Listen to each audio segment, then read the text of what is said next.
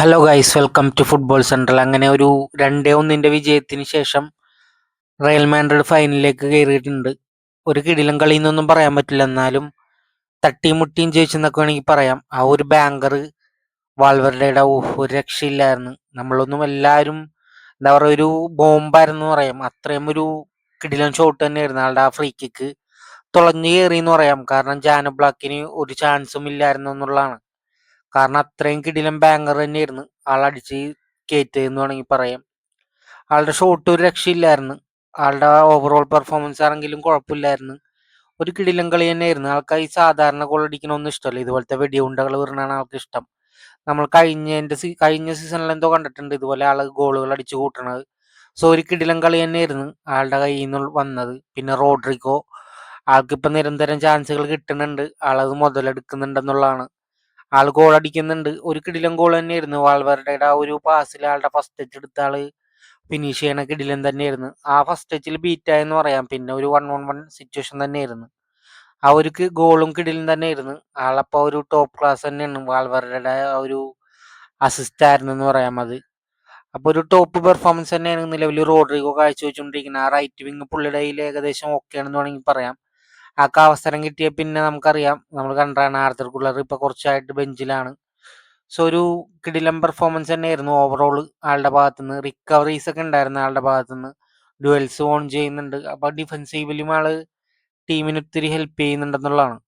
6 start ചെയ്യുന്ന ആൾ 3 goal 3 അസിസ്റ്റും എടുത്തിട്ടുണ്ട്. So കിടിലൻ കളി തന്നെയാണ് നിലവിൽ.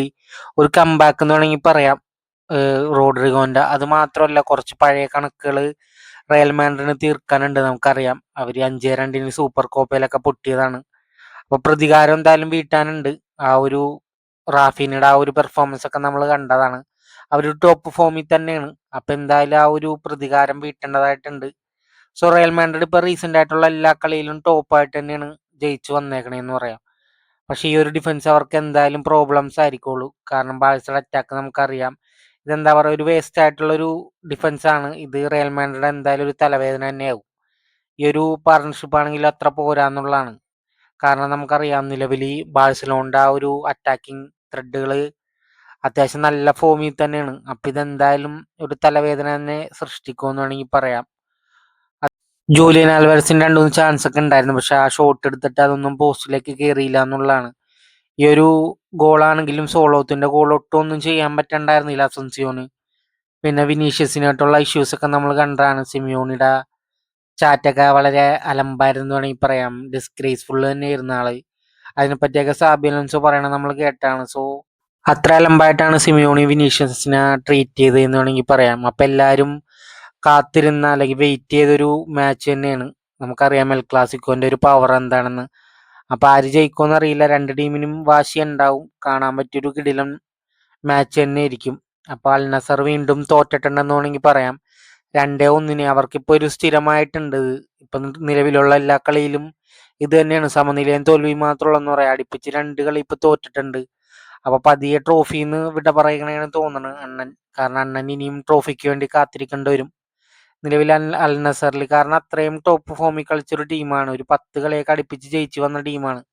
ഈ ഒരു ഇതിനകത്ത് ഇപ്പം 3 കളിയായി അടുപ്പിച്ച് തോക്കണം. സോ അൽ ഹിലാൽ ഇപ്പോൾ 1-ാം സ്ഥാനത്തേക്ക് കയറിയിട്ടുണ്ട്. 4 പോയിന്റിന് എന്തോ വ്യത്യാസം ഉണ്ടെന്ന് പറയാം. അപ്പോൾ പതിയെ എന്താണ് ഡ്രോപ്പിംഗ് ആയി തുടങ്ങി എന്നുള്ളതാണ് നിലവിൽ ഇപ്പോൾ കണ്ടുകൊണ്ടിരിക്കുന്നത്. ഫാൻസ് എല്ലാം വളരെ നിരാശരാണെന്ന് നമുക്കറിയാം. കാരണം അണ്ണൻ്റെ ഒരു ഗോൾ ഉണ്ടായിരുന്നു, അതൊരു പെനാൽറ്റി ആയിരുന്നു. അതൊന്നും ആഘോഷിക്കാൻ പറ്റൂല. കാരണം ട്രോഫി ഇല്ലെങ്കിൽ പിന്നെ ആ ഒരു ഗോൾ കൊണ്ട് ഒരു ഗുണമില്ല എന്നുള്ളതാണ്.